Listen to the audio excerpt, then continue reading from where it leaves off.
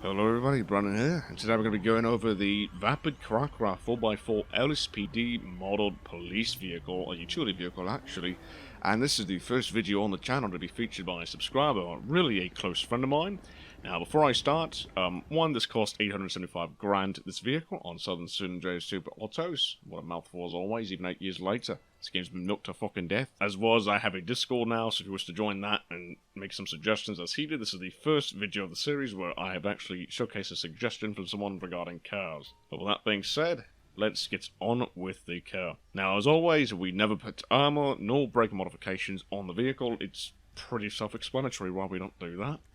For our first difference, the front bumper is going to be the painted heavy-duty bumper, and it helps with the bull bar-like grille we're going to put on later. You'll see that in just a bit. And the rear bumper that he went with is the primary roll pen bumper. This was showcased by Mr. B-Craft, or Dogma, by the way. We never touched the engine, and the exhaust are purely cosmetic. The dual rounded he put on there just to make it look like it's more apt in all terrains. It's really not a necessity, it's up to you. Fenders are the same exact way. He left them off, but depending on if you want this to be LSPD or LSD, which you'll see in the paint later on, you can apply the paint variants as well to these. To complement the heavy bumper we put on earlier, as I alluded to, we went with the large grated grille, and it beefs up the truck more with the lower intake bonnet. It's all purely cosmetic, but it makes the truck look like it's more suited for pitting. The truck looks decent enough as it is, but it just gives it that extra bulkiness to it that helps out with pits. It actually does not change the hitbox, surprisingly enough. You can still no-clip your feet through the bonnet. Always use the signature clown horn for police vehicles. I don't even know what I have to say anymore. Every time. We don't tamper with lights, same thing, and same with the liveries as well.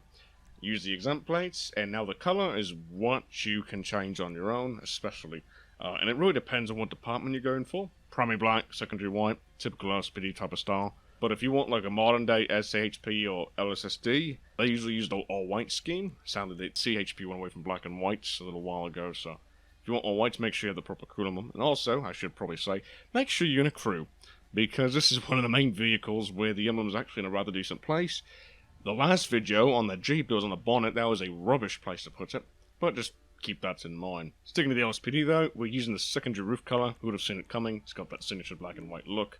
And we went with the black sport bar. Now he went with that for the rear, and he went with the black sports bar. I mean, really, many of the later options actually look rather standoffish, but this is not really a necessity. Your equipment's going to be on the inside of the truck, keep that in mind, but the rolls will work well as well for the racks. It's really not that big of a deal.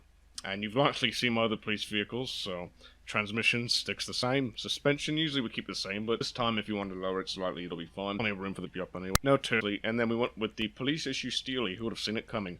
Better than the Deadmans and the classic rods back then. Remember, every vehicle used to have those things. The most cliche Staniers would always have the damn classic rods on them. And they were just terrible.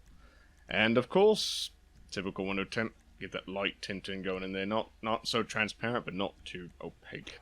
There you have it, Vapid Caracra. Again, special thank you to Brandon or Dogma or Mr. B-Craft, whichever he wishes to go by. He'll be linked down below, along with my Discord server if you wish to join and support. I haven't been uploading a whole lot recently because of uni and life, but if you want updates, I've already posted a kind of an upload schedule, time frame-ish type of thing on there, so if you're ever wondering where video is for me, feel free to join. Again, entirely up to you. No paid memberships, no paid anything, no extortion. It's pretty friendly. You could share your outfits and join up with other mates for CARD or Battlefield or GTA or Start Roleplays, etc. It's just basically a place for everyone to talk. Sadly, they moved Discord bots for music. That's unfortunate, but maybe one of the others back. Anyways, I'm Overpriced, signing out, and you take care.